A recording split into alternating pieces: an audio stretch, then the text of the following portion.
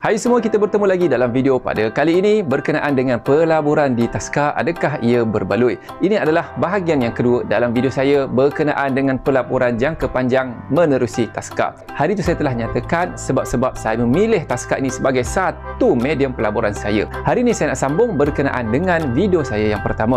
Setelah saya menyatakan hasrat kepada pihak franchise ini, jadi mereka pun berbesar hati untuk menunjukkan premis-premis yang mereka ada. Saya pun apa lagi? Jadinya bila dah meminat tu jadi penasaran lah apa aku nak buat selepas ni. Ya Allah, permudahkanlah aku untuk buat bisnes yang aku tak ada ilmu pengetahuan ni. Jadi saya pun call lah salah seorang daripada kenalan saya yang juga buat franchise ni. Jadi saya tetapkan berjanji untuk bertemu dengannya pada hari Sabtu. Hari Sabtu memang tak buka, tapi pada hari tu ada hari pertemuan ibu, bapa dan guru.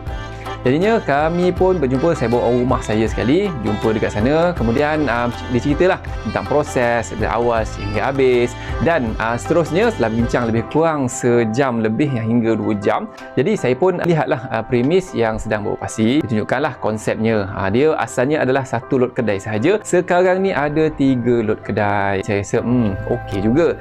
Jadi yang menariknya dia ada asrama untuk bekerja. Jadi saya pun kalau nak buka, mungkin saya akan buka juga yang ada asrama. Habis selesai kat situ, pada petangnya saya dengan rumah saya pergilah cari dekat mudah.my tu. Saya call lah ejen tu. Saya tanya berapa sewa. Okey, ada di section 7.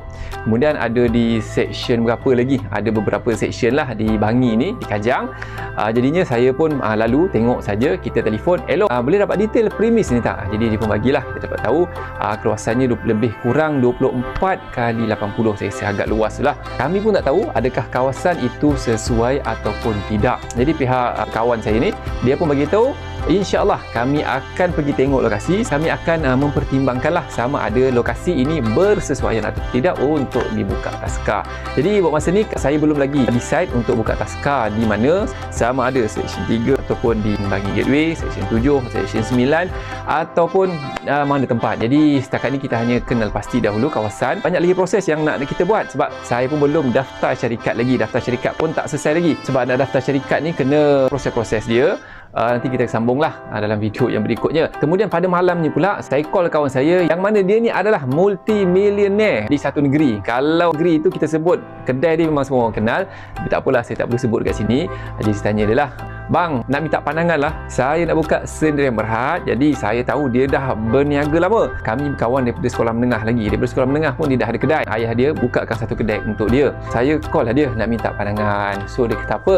"Aku ni Zul, sebenarnya aku tak buka syarikat Sdn Bhd. Aku cuma enterprise. Walaupun kau tengok kedai aku banyak, semua aku buka enterprise." Saya pula bila dengar tu, alamak, macam mana ni kan? Saya nak buka Sdn Bhd, tapi dia punya enterprise. Kalau dia beli rumah ke, beli kereta ke, atas nama dia, bukan atas nama syarikat. Kalau ikutkan saya nak minta pandangan berkaitan bagaimana nak menumbuhkan Sdn Bhd, kan daripada A sampai Z kan. Tapi dia pun tak ada pengalaman tentang tu, jadi tak dapatlah tanya. Kita cuma sembang-sembang lah. Sembang-sembang benda lain sajalah pada malam tu kan. Selepas tu banyak lagi lah benda yang nak kena buat. Setelah kita tengok premis, saya nak kena buka syarikat lagi. Kemudian bagaimana pula dengan JKM, Jabatan Kebajikan. Kemudian pula dengan bomba. Kemudian kena nak berurusan pula dengan kontraktor kan. Untuk kontraktor ni sebab kita nak kita punya premis tu bersesuaian dengan play school. Jadinya banyak lagi lah perkara yang menjadi persoalan-persoalan yang orang kata nak kena buat dalam masa yang terdekat. Saya rancang sekarang kan bulan 7, saya rancang pada bulan 9 saya dah ada premis. Kemudian kita akan renovation dalam masa sebulan.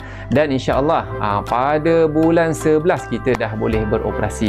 Jadi saya rancang demikian. Jadi saya harap anda ikutilah bagaimana tentang perjalanan saya membuka Taska dalam bidang yang saya tak pernah pun ceburi sebelum ini. Okey, baik, itu saja untuk video kali ini.